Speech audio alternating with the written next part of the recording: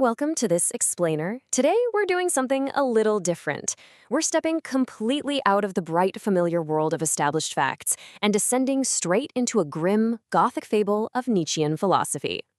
To truly wrap our heads around the profound tragedy of absolute freedom, I'm not just going to tell you a story.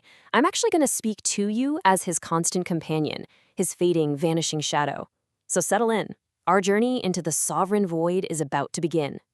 You know, Nietzsche once wrote that the man of knowledge must be able not only to love his enemies, but also to hate his friends. I actually watched my wanderer realize the agonizing cost of this exact truth.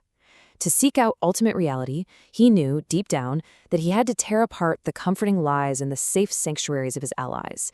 But as he wrestled with this brutal necessity, I, his shadow, literally born out of his deepest doubts, began to whisper. I watched him, and I had to question whether this whole pursuit of unowned freedom was a victory or just a terrible, terrible mistake. It all started on a really gray morning in early spring. I was trailing right behind him as he walked out of the city through the eastern gate, and he was traveling light. He carried only a theodolite, a folded sheet of blank vellum, and literally nothing else. There were no farewells, because, well, to explain his departure would be to confess the crime of seeing clearly, right? When he pulled that heavy gate shut behind him, it literally sounded like a chapter ending. He belonged nowhere now. He had officially become a wanderer. Okay, let's dive into Section 1, Erasing the Wished Map. See, to map what's actually real, my wanderer first had to completely erase the map of what he wished was there.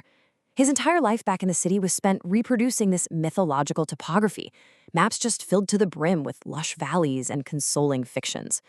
But out here in the desert, I watched him confront what was actually in front of him. Desiccated riverbeds, barren limestone shelves. All the comforting lies of his society were just gone, totally replaced by a harsh, lonely, and wildly objective reality. Moving right along to Section 2, The Gilded Scavenger's Void. As we marched deeper and deeper into the wasteland, this vertical sun just beat down relentlessly. It was bleaching the memory of the old world's gilded cherubim until the very ash of his burned maps turned into this colorless, biting salt. I hissed at him, feeling my own form thinning into a razor's edge under that punishing light. You think you've conquered the light, but you've merely exchanged a decorated prison for a luminous, starving void. He really believed he had escaped oppression, but all I saw was the immense existential dread of his new, unowned freedom. Now, what's really interesting about this is a concept we're going to call intellectual salvage. It's the ultimate tragedy of the unowned mind. I watched him closely. He wasn't out here creating new gods, not at all. He was just scavenging the cooling embers of his father's dead values to see if any tiny spark of vitality remained. He successfully destroyed the frame of the old world, sure, but he completely lacked the skill to build a new horizon.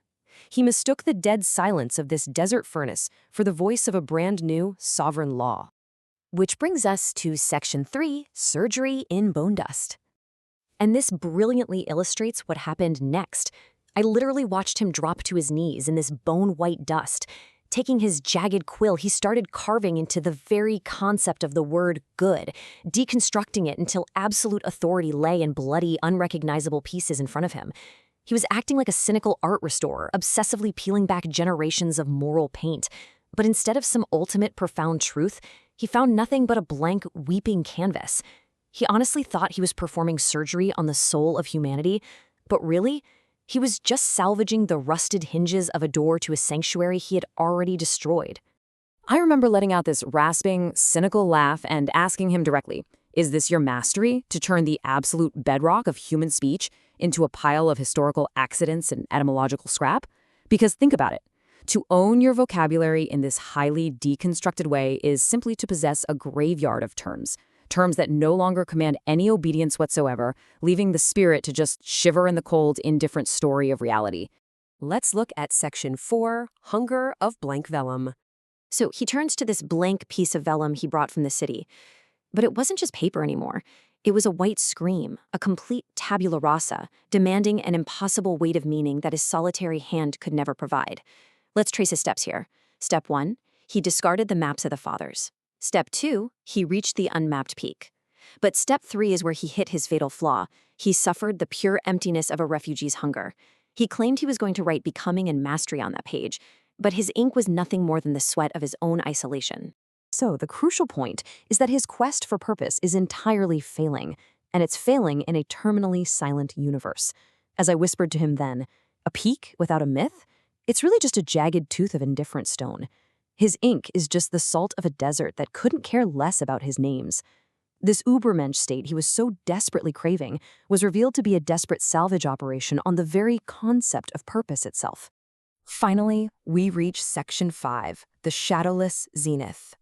Let's move to the timeline and see how this all builds up. From that gray morning of his departure from the city, pushing through the grueling noon on the unmapped peak, the sun finally reached its terrifying absolute peak, the great noon, the zenith. The vertical light struck the exact center of his skull, and in that absolute blinding illumination, the last dark shelter I could possibly offer his weary pride was totally erased.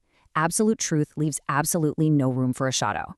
Standing right there in this blinding light, completely stripped of everything, I watched him roar his amor fati, his profound love of fate, right at the zenith.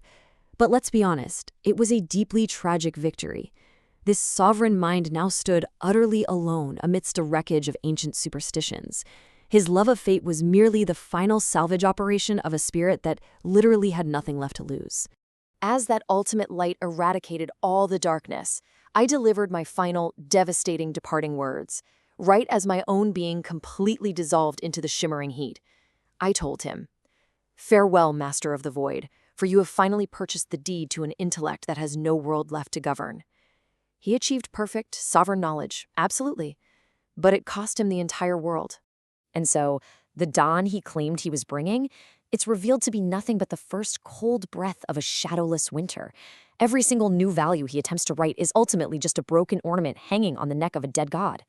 And this brings us to a chilling provocation for you to think about today. In our relentless modern pursuit of ultimate intellectual freedom, in our constant drive to deconstruct old myths and own our reality, are we truly conquering the light? Or are we, just like the wanderer, simply stepping into a shadowless, starving void? Something to chew on long after this explainer ends. Thanks for joining me on this journey.